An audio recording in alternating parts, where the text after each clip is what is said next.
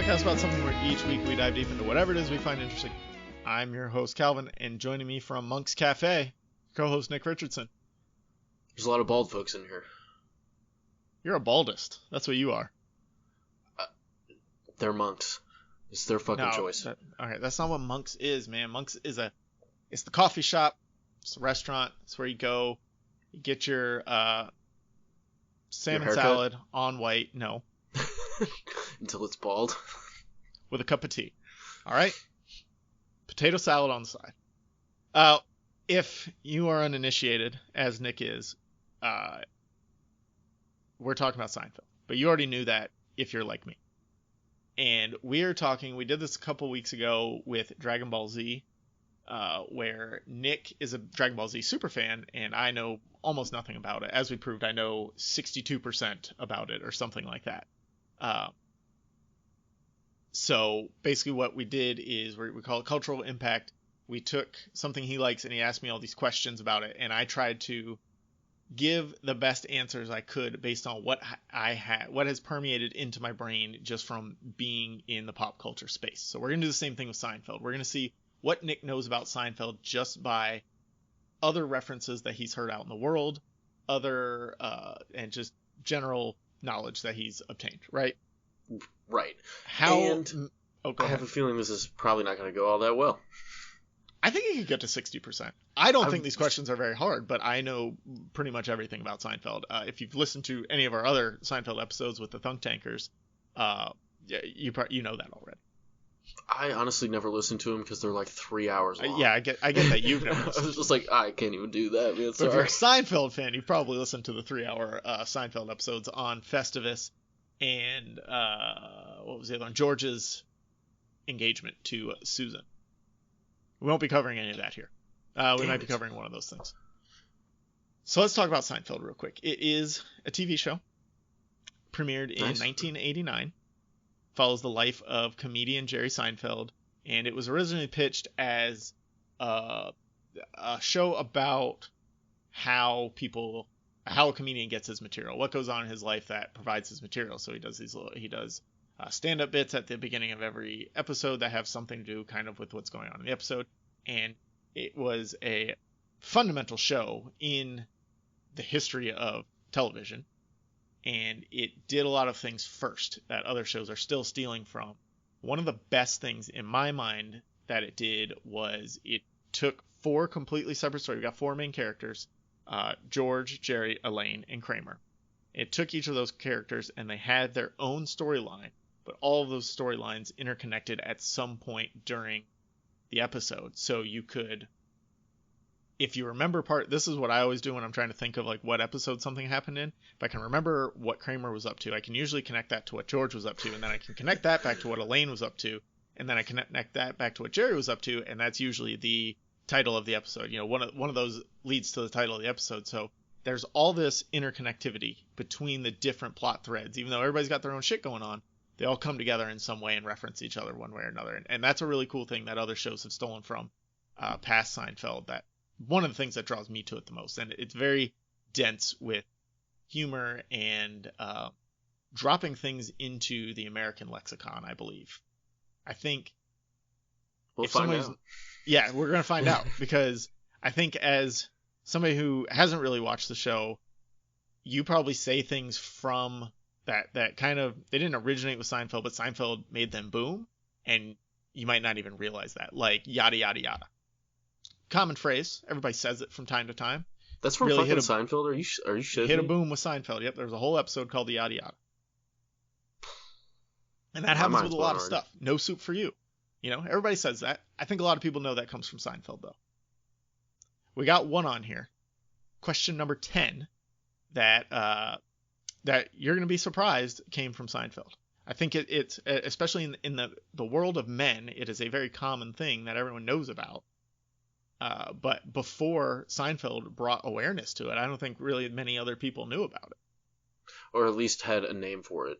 Exactly. You know. And so Seinfeld did that with a lot of things. And that's why it's important. And that's why it has, why it continues to be a good show today. And I think despite like lack of technological things, the show for the most part still holds up. There's some diversity issues within the cast as well. It's a Yeah. very white show, but With a blatant racist playing well, yeah, one of the yeah, characters. Just that's saying. true. That's true. But that didn't happen till after. He didn't become a racist till after. He wasn't a racist when that was. I'm just kidding. He's a piece of shit, and it is what it is. Doesn't make Kramer any less funny within the world of the show. You're right. I don't It makes mean Michael to... Richards a terrible person, but Right. I have a hard time separating art from the artist sometimes, or like knowing if it's okay to. Like R. Kelly, I think we're at a point we can't separate art from the artist anymore, right? But Michael Jackson, everybody kind of still does. And like, where's the line on those things, right? 100%. 100%. I mean, I agree with you. Yeah. He's not that important to me, so honestly, it's easy to do, like I just did right there. But Yeah. If it was Danny Masterson from that Mhm. 70s show, Mm-hmm. he has some serious allegations against him right now. It's kind of the same situation. I'm okay not consuming anything new Danny Masterson does, but like I still He's like never gonna watching do that anything 70s new. show. Yeah, I mean, Well, that's true. I still have every season of that 70s show on DVD. It's on Netflix, dude. You don't need to do all that. That's what I used to ask for Christmas once a year when it would come out. I'd be like, yeah, let me get that. I've been doing a rewatch lately. We might have to have a 70s show episode. Yes! Let's fucking do that, I didn't know you were that into it. Oh, I I'm good. love that 70s show. All right, we'll put it on the schedule coming up here in the next. Oh, yeah. The problem is I've got September all planned out. I've got October all planned out. November has started to be planned out, and I've got like one episode for December already. So we'll fit it in there. This is random, but I was actually re-listening to the Disney movie Superlatives episode. Great episode. Go check it out. Right, with your daughters, because I hadn't really listened to that section yet. But right before that, I actually dropped a That 70s Show reference when I said I would pay tens of dollars for this. Fez, boom, That 70s Show. There we go. So I'm not. I've probably watched it all the way through one full time. I'm on my second time all the way through. But when I was in college, it was on like the afternoon block of Nickelodeon or one of those, or like ABC Family, whatever it was. It was WB or something. Might have been. Yeah, one of those channels. It was on the afternoon block. Yeah. And I would watch those. So whatever ones were on, I would watch. So but anyways. Yeah, that's not what we're here to talk about. Yeah, Seinfeld. We're going to get going on That 70s Show.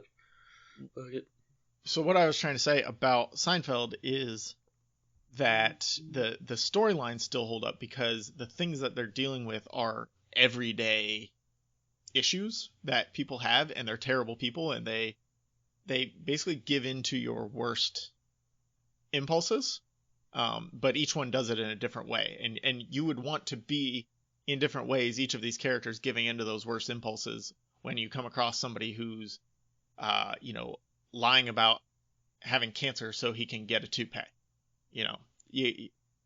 Jerry and George kind of give in to these bad impulses against this guy, and it's not an everyday scenario. I hope you're not running into a lot of people, but that's still something that could happen today. That's not just a thing that could happen in the 90s. And a lot of the storylines within Seinfeld aren't things that could have just happened in the 90s. There's only one I can really think of when they're stuck at the Chinese restaurant and George can't get a hold of his girlfriend because he's got to wait for the payphone, and then she calls back and she can't reach him. Like that one can't happen today because everybody's got cell phones. They're just texting. There are other ways you can miss that connection, but you would have to kind of reframe that whole episode. Your phone But died. I think it could be done. Yeah, exactly. Everyone's It could phone's be dead. done. You just have to reframe some of the technological things. Does anyone have a phone? So it ran for 9 seasons, and we are going to, as I said at the top, I am the Seinfeld superfan. I am going to ask Nick, how much Seinfeld have you watched in your life? Oh, man. How long is each episode? 20 minutes. 22 minutes. Probably collectively that over the course of my 27 years. Okay, see, but you already got a leg up on me, because I had seen 0 minutes of Dragon Ball Z. There you Other go. than, like, commercials during, like, Pokemon or Animaniacs or whatever the hell I was watching. That counts, because most of these are little clips I've seen put into, like, YouTube videos and shit. There we go. That's still permeating into your life. So I have 20 questions and 1 bonus question that I'm going to ask Nick. We're going to keep score as we go. I'm going to give him a percentage of how right he was on every question. If you're interested in Dragon Ball Z and hearing the same kind of thing from Dragon Ball Z, Go check out that episode. I want to say it's like 6 episodes ago we did that. I want to say 6 or 7. Yeah, it's not very long ago, so go check that out if you like Dragon Ball Z, because that was a lot of fun too. So I'm shooting for 63% here, by the way. I gotta beat you. I want to say I was at 61, 60. No, I was at like 58%. I think I was at like a D plus. I didn't get the full C. As long as I beat you, I'll be happy. I don't. I'd have to go back. I deleted that spreadsheet, so I'd have to go back and listen to the end of the episode to see what my score was. But we'll compare it and contrast after we have a final score here. So 20 questions. Cultural impact of Seinfeld. How has Seinfeld permeated into the brain of someone who's never actually watched the show? Let's go. Number 1. Can you name 3 jobs that George Costanza held throughout the show? I'm gonna say he had about 8. That's a lot. Yeah. I mean, how long does the show span for? 9 years. 9 years? 8 jobs in 9 years? This guy. Okay. These are low-level things. I'm telling you right now. So George, this one I actually know. I know one of them was he parked cars. Yeah, okay. He got paid for that. Yep, okay. Just because, for some reason, I feel like I remember seeing that goofy-looking dude wearing a little valet outfit. Yep. It wasn't about. He had like a weird jumpsuit on. He had all these keys, so it wasn't parking car. It wasn't parking cars. That's you got 100% of part 1, but you still got 2 parts, so you don't get 100% on the question yet. So what he was doing, it's the episode, the alternate side. Jerry's building had a guy that they hired who would move cars from one side of the street to the other, so they didn't get ticketed. So just every hour he would like move them back and forth to either side. So that guy was going on vacation, so while George was unemployed, he did that for that guy, and he screwed up all kinds of stuff because Woody Allen was shooting a movie on the block at the same time. It was a mess. Kramer was in the movie. These pretzels were making him thirsty. There's a lot going on. But I will give you 100% on George parked cars. Okay. He was paid for it. He did a terrible job, but he was paid for parking cars. He had the outfit and everything. So if he had the uniform, he did it. That counts. Second, obviously, I don't want to... I kind of know the basic premise of the show, so he's a writer. I don't know what kind of writer. I assume it's a sitcom writer. Yeah, there's more on this coming up, but for a time, he was a sitcom writer. There we go. That's 2 for 2. All right. Last but not least, because of his short stature, bald nature, in general, loud grumpiness, I'm going to say he was some kind of elf or dwarf in reenactments, maybe an extra in the scrapped Hobbit film series from whenever Seinfeld was on. I think you're just trying to be funny now. This is a broad guess here. But he's like the perfect body type. You get 0% on that. However, Kramer did at one point work as a stand-in on a soap opera, so that's something. No, George was never worked as a dwarf or anything. He did have to volunteer to dress up in a weird king costume to promote like an old movie at the Alex Theater, but he didn't get paid for that, and that was something like he owed Kramer a favor. So I think you get 0 on that. So you get 66% for the whole thing because you got 2 perfect, and then the last one was not anything close to anything George ever did. Well, ain't that a bitch? So, but 66%, starting off strong. That's yeah, great. I mean, yeah. Cool. So let me try and run through George's jobs real quick. He started out working in real estate. Then he lost that job. More on that in a minute. Then he what was next? He did the car parking thing. He worked as a like a proofreader for the publishing company Elaine worked for. He was a writer on a sitcom. He was a hand model for a minute. Let me think. He got a job with the Yankees. More on that later. He then worked for a sports equipment company, or a playground equipment company, called Play Now. And then he worked for Kruger Industrial Smoothing, which is like a smoothing company. I don't know what the fuck they do. They were terribly like mismanaged though. Talker. Gets himself in there. And I missed one. He also, for a brief period, he worked on the Penske file. I don't know what his job was, but he got a job and he was working on the Penske file. So there's that. There's that. See, in my mind, you said, because you read the questions ahead of time, you said a lot of them seem very specific. I don't feel that way, but again, my mind's in a different place on this. I feel like if I would ask what's the Penske file, that would have been way too specific. I mean, that would be a little specific. I know we don't. Penske No as a one knows what trucking the Penske file is. George didn't even know what to do with it. He just he moved the contents from a normal folder into an accordion style folder. That was it. Thunk Tankers, if you're listening, if I missed any of George's jobs, please let me know. I think I probably missed a couple because he was unemployed for a solid 3 seasons, and he had like various odd jobs during that time. Yeah, he sounds like a real piece of shit if he had that many fucking jobs. He played the unemployment game really well. So all of season 3 is him like playing the unemployment game. I know a couple people like that. I'm jealous from time to time, and then I remember I don't want to do that because that sounds like way too much. I'd rather just go to fucking work. Jerry has a joke in his stand-up routine and in one of the episodes that he's like, I've got this friend who puts more effort into like getting his unemployment benefits than it would take to just get a job and to have a job. Cultural impact right there. Seinfeld. Yeah. Oh my god. All right. So number 2, back to George. Why did George slip his boss a Mickey? This is the boss from the real estate company. Okay, so Mickeys are a form of beer. False. Well, fine. You didn't even let me finish answering the question. No, I'm good now. If it's false, I got 0, Calvin. I mean, no, it's not 0. You might still be right. So, or like kind of right. So go on with your answer. I'm sorry. I shouldn't have cut you off, Nick. I apologize. So it's a beer. All right. A cheap, terrible one because he's unemployed. Is true, I guess. Because he's unemployed. So he has a heart. Well, no. Real estate. He had the real estate job. He's probably a terrible salesman because he's a piece of shit. So he wasn't making much money.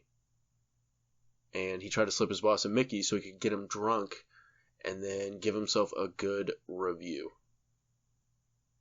That is 4%. Because he gave his boss a Mickey. Everything else you said is not even close. So he legit gave him a Mickey beer, though? No, but he gave him something called a Mickey. So a Mickey is like a roofie.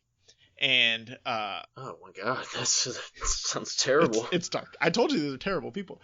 So George quit his job. He was very upset with his boss. He goes in, yells at him, says he doesn't want to work for him, tells his boss what a piece of shit he is, storms out.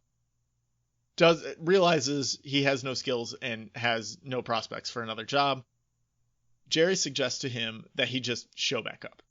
Just go back to work like nothing ever happened. Because it was the weekend. It was a Friday. So the weekend, just go back in on Monday, act like nothing happened. George does this. His boss calls him out in like a conference meeting. And it's just like, why are you here? And then proceeds to make fun of him for like 5 minutes straight. So he leaves again. So they're throwing this big party. And George wants to get revenge on him. The episode is called The Revenge. George wants to get revenge on him. So he's going to slip him a Mickey. It's something they do in the movies, he says to Jerry. Which would have been an acceptable answer. And so he gets this whole wild scheme to, while he's at the party, get a hold of his boss's drink using Elaine for help and to put this roofie in his boss's drink and make him pass out, I guess. That's the whole thing. I've literally never heard of a roofie, phrased like a Mickey. I've never heard that phrase. That's what I got out of it from the context of seeing this episode 600 times. Maybe it's like a Xanax. That's what it's doing. Yeah, it's something like that. The point was to just like knock his boss out and fuck him up.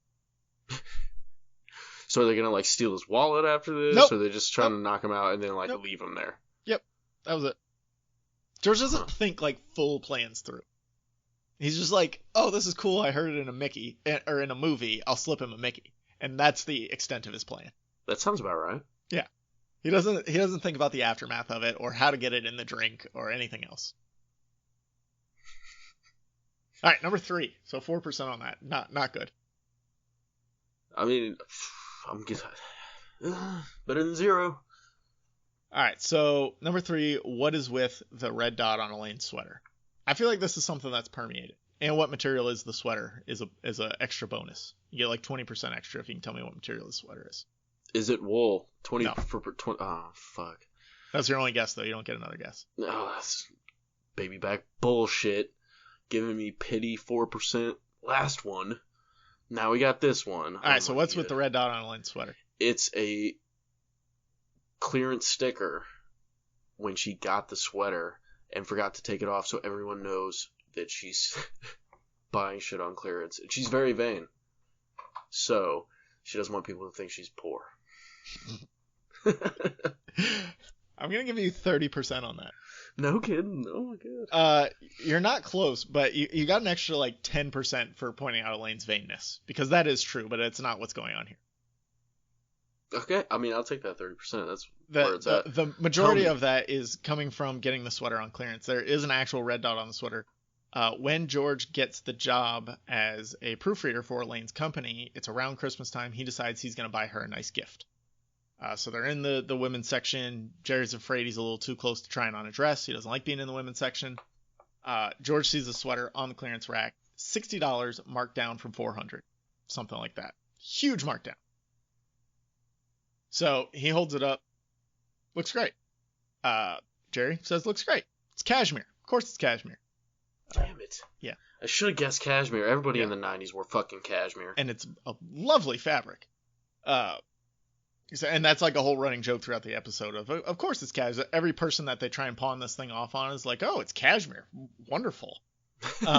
Very nice. So they're holding it up and they find a saleswoman and they're like, hey, why is this marked down so much? And she points to this imperceptible red dot on the sweater that nobody can see. And so then they try and contemplate, like, should I still buy it and give it to her? Do you think Elaine will notice? And Jerry's having a hard time, trying to take the red dot out of his mind to see if he would notice it. And George ends up buying it, giving it to Elaine. And then Kramer, cocked off his ass on Hennigan's, which is a very nice whiskey, sees it from like across the room when she first tries it on. George is like trying to talk her out of trying it on, wants her to leave before she actually like examines it too closely and notices the red dot. But she tries it on in the room, and Kramer from across the room, conked out of his mind, goes, hey, what's that red dot on your sweater? And then passes out. Hey, what's that? And then, so there's this whole thing about, did George know the red dot was there before he bought it? Is that why he bought it? Blah, blah, blah. So that's the red dot. So clearance and Elaine's vein. I'll give you those two things with it. Man, these guys really are just talk about weird shit on this show. People. Yeah, fuck. I just feel like, thanks for the sweater. Red dot, no. This one is a bit precise. This one may give you trouble. Number 4, what happened between Kramer and Newman and Mets first baseman Keith Hernandez? Okay. I'm guessing, so... let me add this to it. Kramer and Newman despise Keith Hernandez. Because they're Yankees fans. So they want to break his kneecaps because they made a large bet. And they really, really need the Yankees to win this game. And they won't win if Keith Hernandez plays. I think I might have made these questions too hard. That's a 0. God damn it. They are Mets fans. They were at a game one time. And they were talking shit to Keith Hernandez the whole game. And he had a crucial error on first base that allowed the winning run to score. And then Keith Hernandez allegedly spit on them after the game because Newman said, nice game, pretty boy, as he walked by. And the fun thing about this, why I thought it may have permeated, is because they do this whole JFK style recreation of what happened with the Magic Loogie and how he spit on Kramer and Newman, and there was actually a second spitter that spit on them. and like they broke it down like the Oliver Stone JFK movie, and it's a really funny scene just to watch. If nothing else, go watch that scene and see the recreation of the Magic Loogie from Seinfeld. That sounds interesting. It's really fun to watch, especially if you've seen the movie JFK. I have not, actually. Okay, watch the movie JFK too. It's like 3 hours and 15 minutes. It's a tough watch, but it's good. Yeah. It's worth it. That's not gonna get me to watch shit. It's like 3 hours and 15 minutes. It's a tough watch, bro. It's only tough because it's long. It is interesting. I mean, I still haven't watched Lincoln, and I'm from Springfield. I still haven't watched Lincoln. I'm not like a biopic guy, but I enjoy JFK. It's very well made and very like they do a good job of kind of breaking it into sections, so you could almost watch 3 1-hour sections. Okay, you have me at 3 1-hour sections. There you go. I can There's your make next up show a to reason. binge watch. Just break JFK into 3 1-hour sections. No, 3 separate days. Just I can stretch a dump for 3 hours over the course of 3 days. All the same dump? Well, yeah. I mean, I'm not getting up. All right, number 5. I think you can get this one. What was the contest and who won? Okay, I have. All right, so the contest was who could get laid the most. And Elaine won. Elaine would definitely win that contest. But that is the exact opposite of what the contest was. I'm going to give you 10% because it has something to do with sex. All right, okay. The contest was actually who could go the longest without masturbating. Damn it! Okay, I was... God damn it. I thought everyone knew about the contest in Seinfeld. It was a very controversial episode because they were talking about it, but they never actually mentioned it by name or really straight on referred to it. It starts with George's mother caught him masturbating in his mother's house because they're supposed to be working, and George found a Glamour magazine and just, I guess, fucking went to town on himself in their living room. At his fucking mom's house? Strange. Yeah. At least, like, go in the bathroom if you're going to do it at somebody else's house. What the hell? Have some class, you savage. So she caught him, and then he goes, I'm never doing that again, and that leads to this whole contest. Originally, George won, but it turns out George is a piece of shit and a liar, and he cheated in the contest. He did not win, and Jerry actually won. Jerry! But we don't learn that until the finale. Kramer when did lost. This occur? That happened in season 4. So I actually have these questions in chronological order of the show. So that happened in season 4. We don't find out until the finale end of season 9 that Jerry actually won. All right. And yeah, Kramer was the first one out very quickly. I imagine. That guy just screams energetic masturbator. Like that dude's going 4 or 5 times a day. Number 6, what was the in-show sitcom that Jerry and George wrote about? What was the sitcom about? Jerry and George wrote it. That's where your writer comes in. The in-show sitcom that Jerry and George wrote about, is it not wrote for, or were writing themselves? No, what is the show about? Sorry. About Jerry. And like his daily I'm looking for life something more specific here. As a small town It's a show about Jerry. That's all I got. It's a show about nothing. Well, yeah, nothing happens. Okay. Well, yeah, it's a. That's what I'm saying about his daily occurrences as a low-level, semi-famous comedian. I'm gonna give you 45% because you're right. Like the premise of the show that they were writing, so the whole season 4 arc is Jerry gets signed on to write a pilot for a sitcom for NBC, and he needs to figure out what to write about. And it's George's idea that the show is about nothing. Nothing happens. Nothing substantial ever happens. Daily so minutia. Can be funny. Right. I was really looking for the show is about nothing because like that's the tagline of all of this. So that's why you don't get more points because I guess technically you're right. It was about Jerry's life. It also had like the plot behind the nothing was that Jerry gets in an accident and the guy who gets it's the other guy's fault, but he doesn't have any insurance, so the judge decrees he become Jerry's butler. What? Yeah. Okay. Doesn't make any sense. So yeah, I'll give you 45% because I think on a base level you're right. It's just not. I was looking for nothing. I didn't have the key word there. Yeah, you needed that nothing. If you'd have said nothing, it's 100% easy. You got some work to do here. Damn it. I'm working on it. I need to start watching this shit. You're currently at 8%. Oh my god. Well, not 8% of what we've done so far. You're actually at. Let me see here. You're at 26% of the questions we've covered, but you're at 8% of the total. I'm gonna come roaring back. You watch me. I think the later part of the show, the like seasons 6 through 9, have permeated further into popular culture. Of course, I thought the contest had, and the show about nothing had as well. And apparently, I'm wrong there. So maybe you just weren't watching enough TBS in 2003. No, I was definitely not. I was 10. I was watching fucking Yu-Gi-Oh and shit.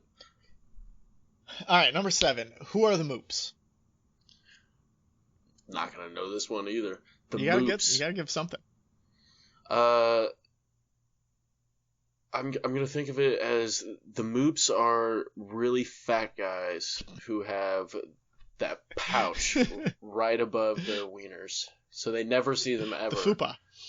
Basically, but that, I mean, I guess you could substitute one P word for another, but I like Moops. That's a good sounding, like when I hear the word Moops, that's what I think of.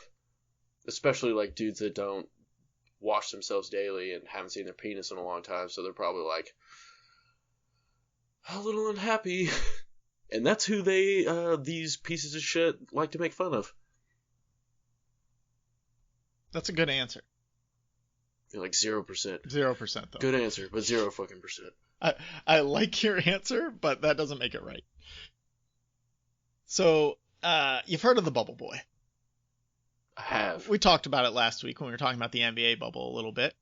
So the That's Bubble a Boy great is movie. another concept that comes from Seinfeld, and then was later made into a movie with Jake Gyllenhaal that's completely disconnected from what happened in Seinfeld. But anyway, Jerry had promised the Bubble Boy's father that they would go visit him, and they were going to do it on the way where George and his girlfriend and Jerry and Elaine were all heading upstate in New York anyways. They were going to go by this place, so they were going to kind of stop on the way, visit with the Bubble Boy for a few hours, and then go to their trip up on the lake in George's girlfriend's father's cabin.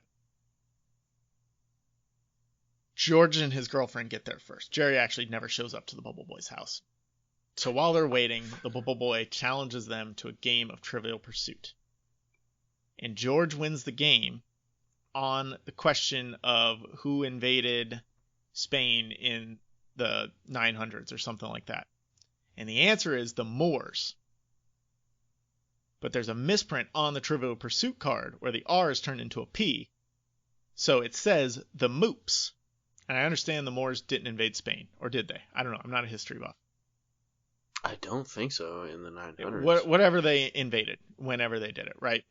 The point is that the card was misprinted and the answer was Moops on the card, but the real answer was Moors. And so George and the Bubble Boy get into this big fight over who's right in the situation, because the Bubble Boy was right. He gave the right answer. He said Moors, but George wasn't giving him credit because the card said Moops, and George pops the Bubble Boy's bubble. Oh my god. And then they just like jet while the ambulance shows up. They're just like, we're out of here.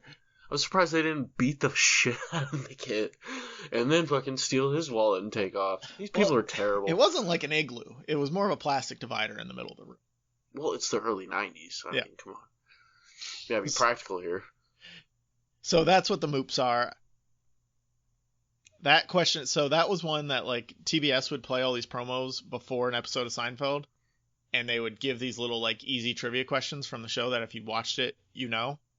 So that's another reason why I thought that one permeated a little more. I was wrong. He's wrong. That's okay. You got time to make it up here. We got a lot of questions left. I'm getting to the more permeable shit here. Exactly. I Number don't 8. know about this one. You don't know about this one? I don't know. What did George and Jerry constantly say? Not that there's anything wrong with that. About Fucking jerking off.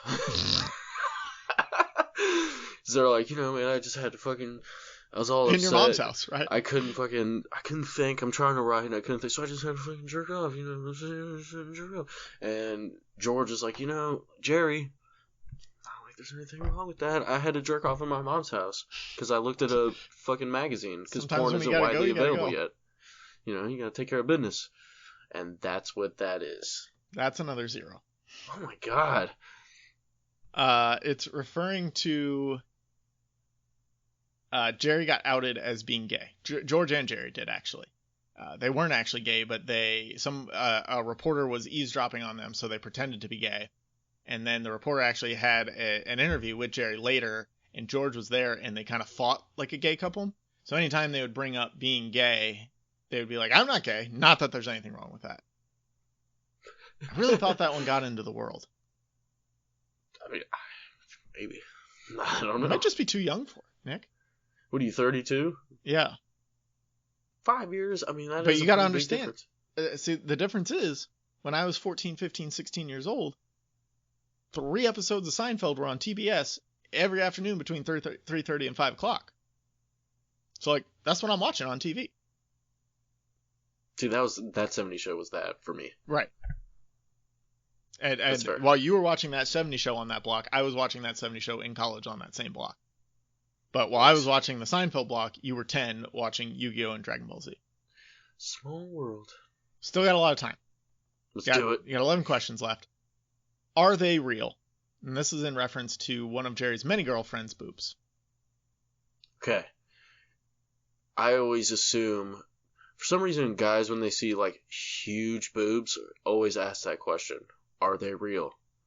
And that's what I'm going to say. I'm going to guess that they are real. Yes, and they are spectacular. Yes. I mean, when you see a pair of boobs... That's 100%, Nick. See? Doesn't move. I got to give you more yes or no answers, so you either get 100 or you get 0. Give me more questions about boobs. Yeah, that works too. 100% all right.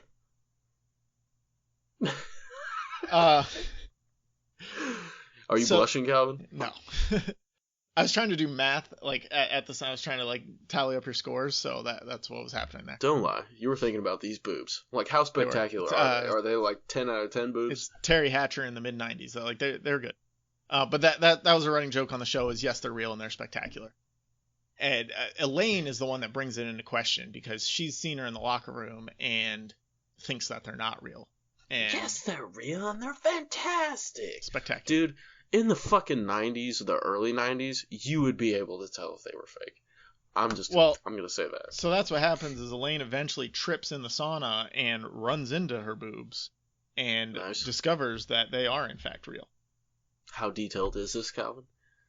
Not at all. Like, you see her trip and then it flashes to the next scene. Damn it. I was thinking, they make a show about pieces of shit, they would show little boobies from I mean, it's still primetime NBC. Can't show boobs. Hey, man, NBC is righteous. They will show boobs if they want to. Okay, on to number 10. If you don't get this one right, we're just going to stop here. What is shrinkage? It's when you're cold and your dick gets small. Usually happens because of water. Like you're in cold water. Yeah, cold water. You went for a jog and you're a little sweaty down there and it's cold outside and you pop your shorts off in your backyard or something. I don't fucking know what these people do, but well, that's not what happened here. But yeah, that's the gist of shrinkage. And this is another one, like we said at the top. This is one of the ones where this didn't have a word before Seinfeld made up a word for it. Yeah, people just that's 100% yelled, "I'm cold!" Yeah, when women looked at your wiener. So that's what happened to George. He was in the pool, and he was getting out changing. Jerry's girlfriend accidentally walks into his. She's trying to go see the baby. Walks into George's room instead, accidentally, after George had detrowed, and just kind of giggles at him. Goes, "I'm really sorry." And damn, he just goes, "I was in the pool. I was in the pool." And so Jerry and George are trying to explain it to Elaine, and they're like, "Hey, girls know what shrinkage is, right?" And Elaine's like, "What are you talking like with laundry?" No, it's with our wieners. Yeah, they're like, "No, when you're in a cold water and you get out." And you get a nice line of like a frightened turtle from Jerry. Is how it shrinks. Very descriptive. Yes. So there you go. If anyone didn't know what shrinkage is, now you know. And you learned something today. Thank you. Or you're welcome. 100%. I'll take it. Yeah, because this might be another 0 here next. How does George get his job with the Yankees? Number 11. He gets his job with the Yankees by lying. Oh. See what I did there? See, I think I'm getting too specific with my answers. I need to just be more vague. This is the only time that George didn't lie. Okay, so he gets his job by not lying because he's so earnest. They see this little man suffering from shrinkage. I'm and gonna they give you say, 10% "Sir," just for knowing the essence of George. By this time in it, you know the essence of George. George had actually made a decision earlier in this episode that he was gonna do the exact opposite of every instinct he has, and his life skyrockets by doing the opposite. So normally in a job interview, he would lie about all these different things to try and get the job. In this one, he goes in and he just tells the truth. He's just like, I'm unemployed. I need a job. Steinbrenner walks in. He says, oh, it's a pleasure to meet you, George. And George just goes, I wish I could say the same about you, but what you've done to this team over the past 7 years or over the past 30 years of my life is an absolute disgrace, and I can't believe you. And Steinbrenner just goes, hire this man. if only. So you got the essence of George, but this is the one episode where lying doesn't get him anywhere. I'll take this 10%. Yeah. Man, that is my fucking luck. Any other time, that'd be 100. Any other time there's a question about George, the answer is he was lying. It's fucking bullshit. What is a low talker? And what happens when Jerry and Elaine encounter one of them? It's like this. A low talker is someone. Yep. Yeah. Mm-hmm. I fucking hate low talkers. I can be a low talker sometimes because I'm afraid of yelling at people. So, because I have a semi-deep voice and I appear very angry because I'm a bald white dude who gets very red. But in reality, I just don't want to yell at you. So I talk very, very quietly or talk very low so you don't hear what they say all the time and have to repeat, huh? Yep. I'm guessing that's what they do. That's exactly what it is. And they do that when they encounter. They just nod and say a lot. But because of that nodding and just agreeing, it leads to something else. Do you know what that is? This is going to take you from 100 back down to like potentially 60. They agree to do something they probably otherwise wouldn't have. Go for dinner. No, they're already at dinner. Jerry agrees to wear a puffy shirt on the Today Show. That is so specific. Where he looks like a pirate. I thought people knew about the puffy shirt. I mean, let us know on Twitter at APA something @alone_. Do you know about the puffy shirt? I'm gonna get fucking roasted on this. Everyone's gonna be like, "This punk bitch doesn't know about the fucking puffy shirt." So he looks like a pirate. Do they ever have commentary on the cousin of the low talker, the close talker? Yes, they do. So originally there are 3 talkers that they discuss, and I had questions on all 3 of them. But I figured we don't want too many talker questions here. What's the third? So there's the low talker, the close talker. Elaine dates a close talker. It's very troubling. And okay. The third is the long talker. Oh, sorry, there's 4 actually. There's a long talker and the high talker. And the high talker and the low talker actually appear in the same episode. Oh my god. That's meta. So a high talker, the guy that has a really high voice, it kind of sounds like a woman when he's talking to you. And the long talker is that guy that like you call to talk to somebody, but he answers the phone and then he just talks for like 10 minutes before you can actually get to the person you want to. That is everyone at my job. Well, fucking yeah, everybody. I agree. That's samesies. Like it's like, hey, can you pass that stapler? Well, this stapler, I got it 3 weeks ago and I had to go down here to get it. And this other person was there and they told me that this thing happened. And I'm like, no, just hand me the fucking stapler or say fuck off. And then this guy got way too close. And he just, I take a step back, and he kept taking a step forward. Lean in. And the close talker is really funny. It's, what's his name? Judge Reinhold. I couldn't think of his name. All I kept thinking was the Arrested Development bit where he's got the ads in the magazine where my name is Judge. So it's Judge Reinhold from Fast Times at Ridgemont High. He's in the Santa Claus. He did that arc on Arrested Development. He's a really funny guy, and he's Elaine's close talker boyfriend. So he's legitimately named Judge. That's his real name in real life. That's the actor's name. Okay. Just I wanted to get that clarified because that's like naming your kid Scooter. My name is Judge.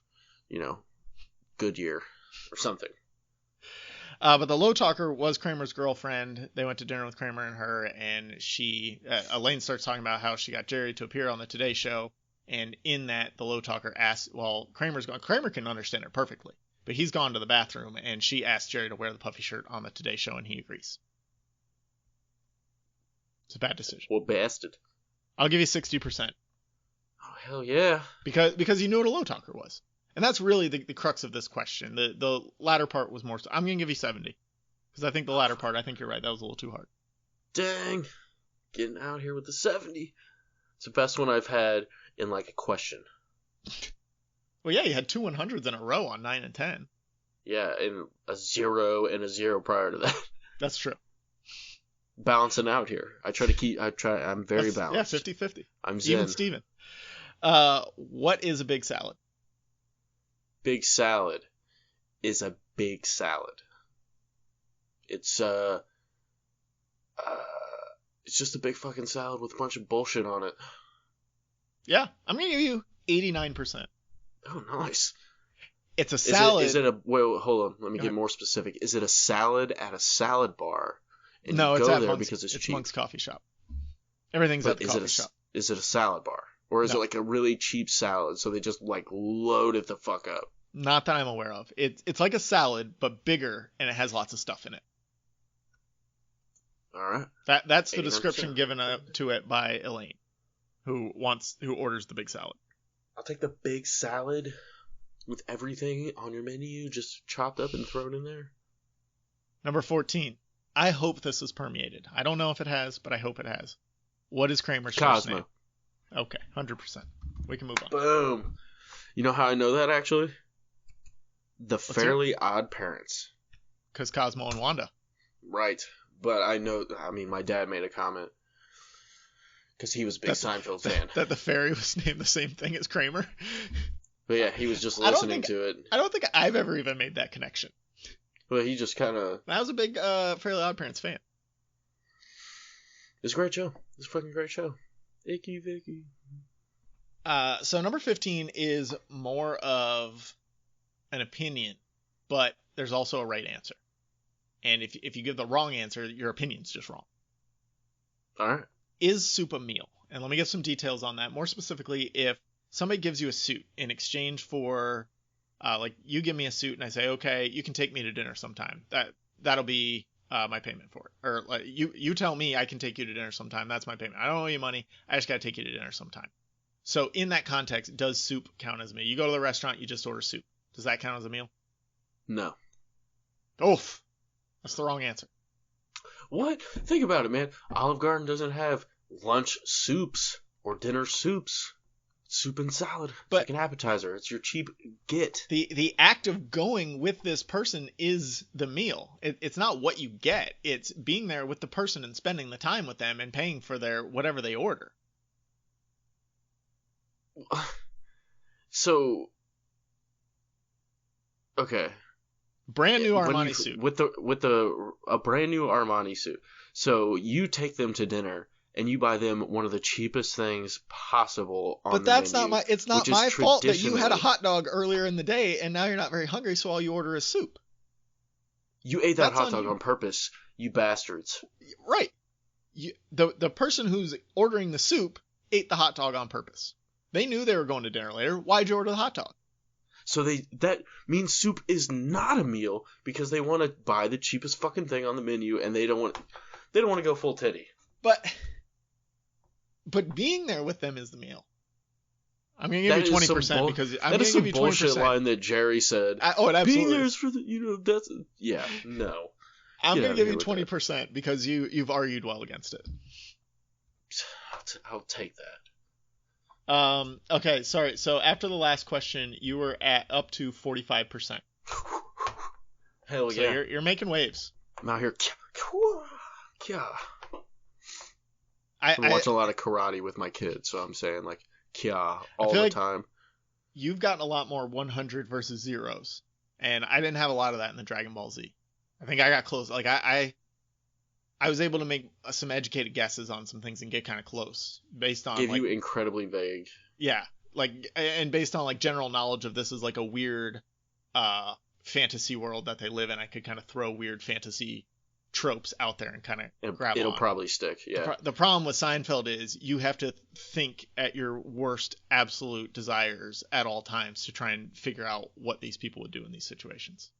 That's why I think I should get more than 20%, because All right. my worst desire You've argued for it. You get 30%. is exactly that.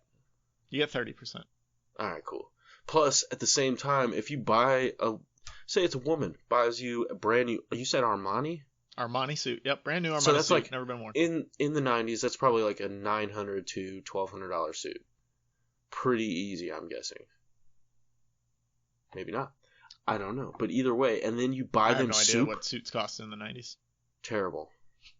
I agree, but I also agree that the dude knew, like, you planned the meal for that night. Like, I'm supposed to take you to a meal tonight. Why are you going and eating a hot dog 2 hours before we go have our meal? That's on you. That's not on me. That's not my fault. Because you're hungry and you know this dude's a piece of shit, and he's going to do this to you soup anyway. Then, so you're still hungry when dinner comes around. There you go. Right there. It's an appetizer. Not a meal. I could go for days with this. I'll take my 30% and run. We could probably have a full episode on Is Soup a Meal? Next week on a podcast about something. Podcast about soup. Supplemental episode. It'll be a 15-minute-er, Patreon exclusive for $1. Check it out. All right. Back to more soup. Number 16. Who is the soup Nazi? Now, I know this is permeated. Everybody knows the soup Nazi. The soup Nazi is someone who says soup is not a meal. No, I don't honestly. I'm guessing it's someone who works at this coffee shop who just randomly yells out, well, soup is not a meal. I had more faith in you, Nick. I assume a soup Nazi is someone who's very snobbish about soup. He's like, yeah, I had French onion for lunch yesterday, and my breath stunk like shit, and then I had potato cheese soup. So You're then, getting I just further sweated away. cheese. I would just stop guessing right now. You're at like negative 14% right now. Oh, you can't give me negatives. I mean, 0, I bottom out there. The soup Nazi is a guy who runs a, let's call it a soup kitchen, but it's not like a homeless soup kitchen. It's just a place where you get soup, but it's not a sit-down restaurant necessarily. And he's... A takeout? Yeah, takeout. Yeah, soup takeout spot. He's very regimented about his soup and how you order his soup and what you can do while in his line. You can't kiss in his line. You can't cut in line. You can't really no talking in line. You go up, you put your money on the counter, you order your soup, you move 2 paces to the left, you grab the soup, you get your bread, get your change if you have any in your seat, move on. That's it. If you do anything else, he takes your soup and yells at you. No soup for you. Oh. You've never heard no soup all right, for you. Yeah. That's what I get it. Okay. If you would have said, what is no soup for you? What relevance does that have? Then he would have said, people don't get soup. That's too easy of a question. Right. Because you're not following the rules. And then I would have made an educated guess because Nazis had a problem with not following their rules. Let me just say that. I'll give you 1% because you said soup. I don't even want that 1%. Nope, you get it. What is 7? Number 17, what is 7? The winning number in craps. That's true. What is 7 in the context of Seinfeld, though? Jerry's lucky number. Still no. I'm trying to give you something here, man. It is what George wants to name his future child. 7? 7 Costanza. Like the 7-pointed star? I get it. 7 periods in school, 7 beatings a day. See where he comes from. Yeah, no, it's just George's idea for a name. That is the dumbest fucking name I've ever heard. That's like Apple. Fair. I wasn't going to give you any points, but because you noticed it was a dumb name, you get 15% there. No, your charity is not welcome here. All right, 0 then. I don't want your soup Nazi charity bullshit. Let's keep moving, Nick. You're struggling here. I am. In the it's home all right, stretch. Though. Number 18, what are the little kicks? The little kicks are the slightly irritating shit that happens in your life on a day-to-day basis that just sets off more irritating shit. That's not or true. their children's shoes. No, I'm going to give you some points for slightly irritating shit because it is irritating in a way. It's the way Elaine dances with the thumbs and the little kicks. She's got this whole move. It's a weird thing. It's weird to look at. I think I've seen a GIF of that Yeah, somewhere. probably. And that's where it comes from. I didn't know it was referred to as the little kicks. Yeah. We're going to give you 20% on that. Are we going to have to redo this whole episode? Or am I going to have to make these questions broader? No, we're 55 minutes in, Calvin, so. We're not just going to scrap this whole thing, go back to the beginning? No, not All going to happen. I think you can get this one because I did a whole For 3 hours on future reference. For future reference, what? Make them broader. Okay. Next time we do this, I'll try and be broader. I have a hard time with that because I just know so much about it, and I thought these were broad. If you're following along at home listening to this, and you think these are broad enough, please let us know. If you think they're too hard, let us know that too on Twitter at APA something at alone_podcast. This is going to cause some serious divisions because there's going to be people who like Seinfeld, and they're going to be like, these are not too broad. And then people like me who are not familiar with it will be like, yeah. I don't know. I think we're gonna find a good dividing line among like, okay, what is actually permeated, and that's kind of the point. I'm realizing that maybe Seinfeld hasn't permeated as far into the lexicon as I thought it has. Maybe not as much as Dragon Ball Z. Or maybe I've just paid more attention to Dragon Ball Z than you have to Seinfeld. That's possible. And too. again, I think I got very lucky with guesses because, again, it's a fantasy world and I can just kind of go to these fantasy tropes and make shit up along those lines. Yeah, that's fair. What is Festivus? It is a holiday. True. Where they celebrate all holidays. Less true. Keep going. It's a holiday created by Jerry because he likes himself a lot. So it's just for him. No, it's be full kind of funny, festivities for him to enjoy. Festivus is a holiday.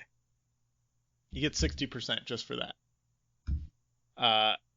It was invented by Frank Costanza, George's father, because he did not like all the commercial and religious aspects of the other wintertime holidays. He went to the store when he was a young child, or when George was a young child, to get a doll for George, and he ended up getting in a fight over the last doll in the store, and as he rained blows upon his opponent, he realized there's got to be a better way. And thus, did he Festivus say that was like born. line for line? Yeah, pretty much. I was paraphrasing, but it was mostly that. Nice. So Festivus was born. There's an aluminum pole. There's the annual airing of grievances, which we also do here. We don't do it in winter. We do it in summer, but I think summer's better for it because it's hot. Okay. And you got to get some shit out. And there's also the feats of strength, where you have to pin the leader of the household where Festivus is being held. And if you can't, then Festivus just continues. Oh, that sounds interesting. I want to do that in real life. It's an interesting holiday, and it's based on a real-life thing. Some of those aspects were made up by writers, but one of the writers of Seinfeld celebrated Festivus with his family. Like, this was a thing that he brought from his childhood. And we did a whole episode on it. I don't remember it all off the top of my head, but we did do a whole episode of it like 2 years ago. So go check that out if you want to learn more about the real-life Festivus. It sounds really interesting. I mean, if that happened in real life, it's like, who comes So if up you with want to that hear shit? just about the real life Festivus, listen to just part one, because it's a two-parter, like you said, it's 3 hours, but listen to just part one, you'll get most of what the real life stuff is. Okay, I will do so, because I'm very curious. And then we devolve into just Seinfeld nerdisms for the rest of the episode, for the most of part two. I'm not judged. All right, number 20, last one. You need to make up some ground here. What happens to the gang in the finale? Jail. Very controversial finale. They go to jail. They do go to jail. Do you know why? I won't take points off for this, but do you know why? Because they're horrible. Because they're fucking terrible human beings. I like the finale and will always defend the finale. A lot of people don't like the finale. I'll have that argument with you if you want on Twitter, but the finale's good. It's exactly what should happen to these people. They're just awful people. I think we've established that over the last hour, that they're terrible people. If anything, We might not have established how well it's permeated into culture, but we have established that they are, in fact, terrible people with terrible feelings and terrible thoughts. So, I mean, jail, that works. So they That's how you witness... get the best patients in the world. They witness a fat guy getting mugged, and they record it and make fun of the fat guy the whole time. I told you they had something against fat guys. I knew it. He was a moop, for sure. Fucking knew it. And so instead of just like arresting them and paying a fine or whatever, they bring in all of these people that they've wronged throughout the series as character witnesses and sentence them each to a year in jail because they're just awful people and they don't deserve to be together. And the world does not deserve to face their wrath. Face their wrath. Shall face my... It makes me think of Dennis Reynolds from fucking Always Sunny. Shall face my wrath. Sounds about right. Yeah, I mean, Always Sunny is millennial Seinfeld almost. Like I could see that. They're just terrible people doing terrible things. They're a little more self-aware of their terrible. Like they know they're being terrible and they're fine with it. Seinfeld, like they will excuse their terribleness a lot of times, and because it's better for them and it makes them look better if they excuse it. So yeah, they're narcissists. It's Always Sunny like delves into it a little bit further of like we don't give a shit that we're terrible because it makes us better. It's fun, I guess. Yeah. I don't know. If we were good, then life would be a lot harder, but because we're terrible, it makes everything easier for us. Maybe that's why there's so many terrible bitches in the world. Bastards. All right, so bonus question. There's only one right answer here. You're probably going to get it wrong, but if you get it right, I will give you 700 bonus points. Oh, fuck. You are at 835 points right now out of 2,000 for nice. 41.75% correct. I'm not going to win unless I get this here. If you get this, you could. But again, there's only one answer, and it's very specific. And the only reason I put it here is because I really like this line in the show, and I can't build like a whole episode around it or anything else. Like there's nowhere else that this fits in except right here. So I wanted to put it in there. Well, I don't know the line of the show. You could have researched. You had this ahead of time. I know. I thought we weren't supposed to research. You're not. Okay, so I got to ask the question. I thought a barometer I haven't asked the question yet. I haven't asked the question yet. Sorry. What is a barometer exactly? It measures air pressure. That's wrong. It's pronounced what is a barometer then? It's a what? It's pronounced thermometer is the correct answer. Okay. Yeah. A very inside joke. Every Seinfeld fan just laughed their ass off. Everybody else is like, well, what the fuck is this guy talking about? Because you clearly got the answer right, but you got the answer wrong. So I'm sorry about that. I imagine someone misheard someone. No.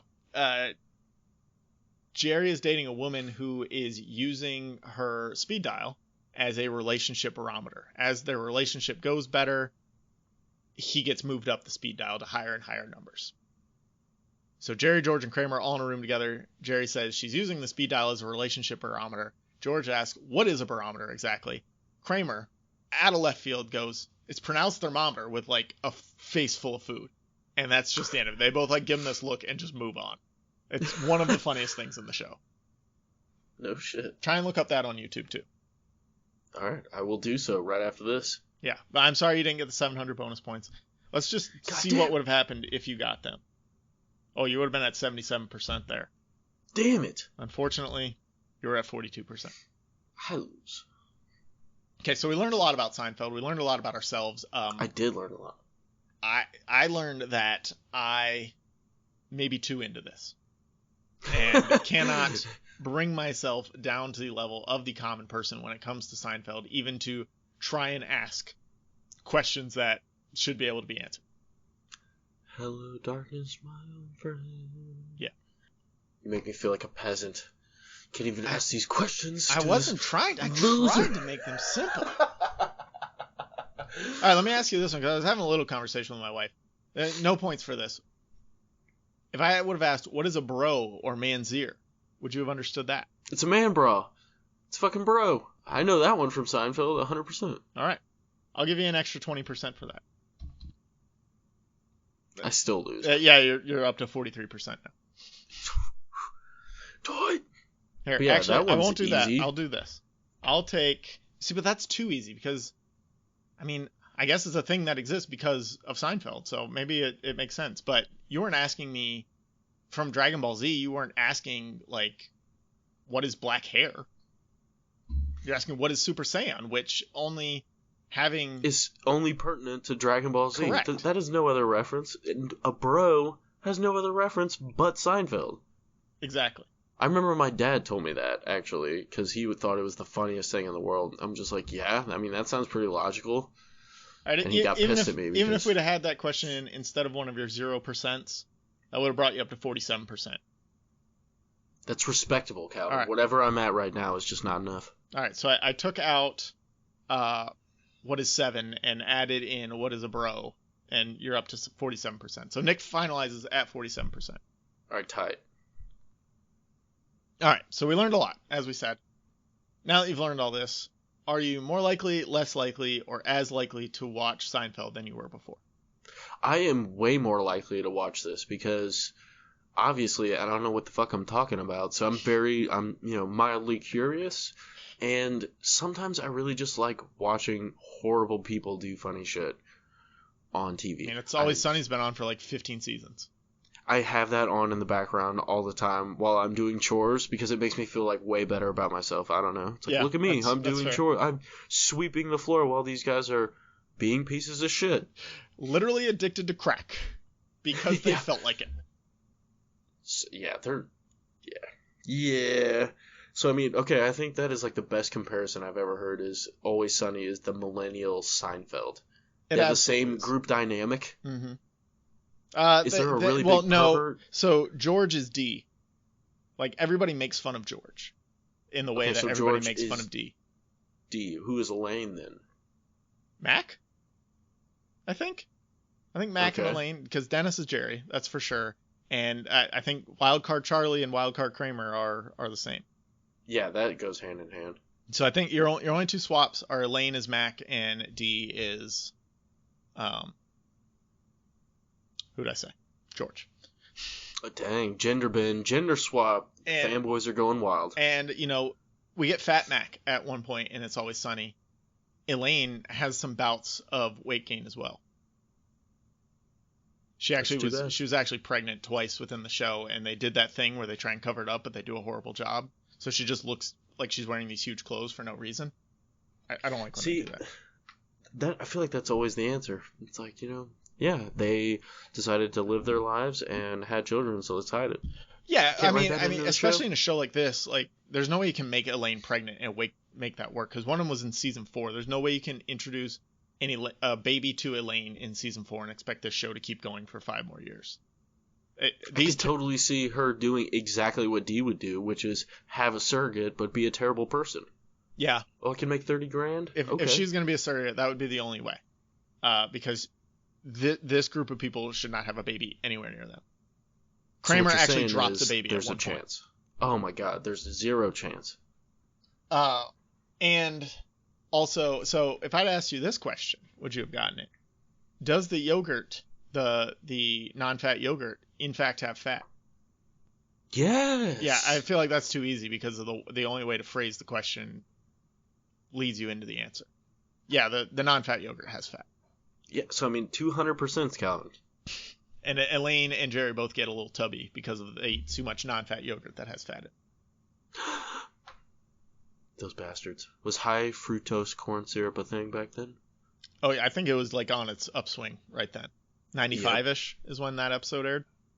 Okay, yeah. Oh yeah, that was definitely the beginning. Of it. Yeah, that was the Super Size Me era. Oh yeah. Man, it might have been before. All right, so as you watch Seinfeld, Nick, you just throw ideas at me for episodes. And remember, I've got about 9 ideas for episodes already. So if you do watch it and you want to go deeper into something, I'm here for it. Recommend me your top 3 seasons off the top of your head. Go. Top 3 seasons are season 4, season 6, and you got to do 7 and 8. If you're gonna do 7 or 8, you have to do both of them, because 7 is when George is engaged, and that's really fun to watch him being engaged. But then you have to watch season 8 for the fallout of why he's not engaged anymore and how he handles that. So 4, 6, 7, 8. So it sounds like their later seasons are their real strong shit. 5 through 8 are the best. 4 is the one that really launched them into must-watch TV, and then it just kept getting better for a couple years, and then season 8 has some like really wacky off the wall stuff, and then season 9 kind of went really off the wall. But yeah, they usually do. Season 3 or season 1, 2, and 3 have a lot of like kind of boring things that happen in episodes, and they don't always tie together perfectly, or like it just doesn't all work. Hadn't found their groove yet. Yeah. And there's no other than season 7, you don't really have to watch anything in order. But I would recommend, if you're gonna watch those 4 seasons, watch 4 and 6 first, then watch 7, because you need to get a really good feel of who George is before you see George engaged, and just how he's dealing with that. Because if you don't have a really good feeling of George, which you probably already do. I was gonna say, he sounds like a real big piece of shit. But I think a lot of stuff doesn't hit as hard unless you have watched him for really 6 seasons. But even if you watch 2 seasons of him, you get a pretty good idea of it. That's fair. And so the person he gets engaged to in season 7, he dates in season 4. So she comes back around. So there's a connection there too. But yeah, 4, 6, 7, 8 are the ones to watch. I'm there. And other than season 7, you can watch pretty much any episodes of season 4 in any order, any episode in season 6 in any order, any episode of season 8 in any order other than like the first and the last. Those are my favorite types of shows. Yeah, it's not a continual story. There are very few not linear, overarching threads between episodes. Nice. The only one is really that engagement. I dig. Season 9 does have some great Patrick Warburton in it, though. I don't know who that is. Kronk. Wait, it was who? Kronk from Emperor's New Groove. Okay. Yeah. I don't know who that is. He dates Elaine on and off throughout season 9 and a little bit in season 6, but he really hits his stride in season 9. So if I had to is he like a recurring character?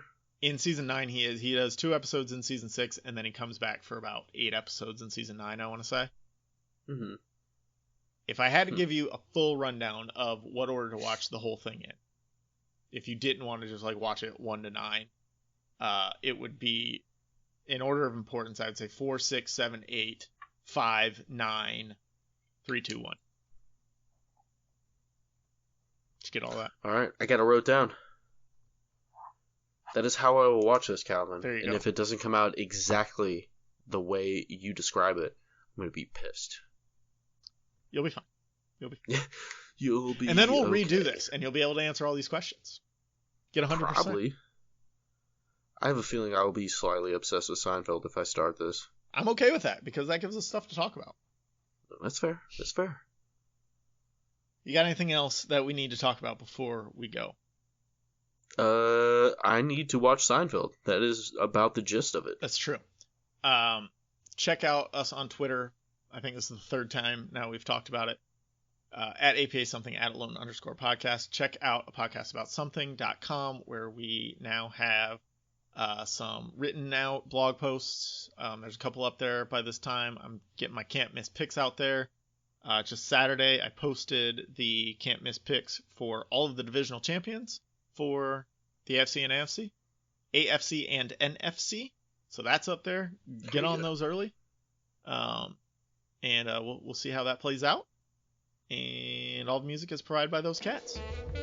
And you guys stay sassy. Stay classy.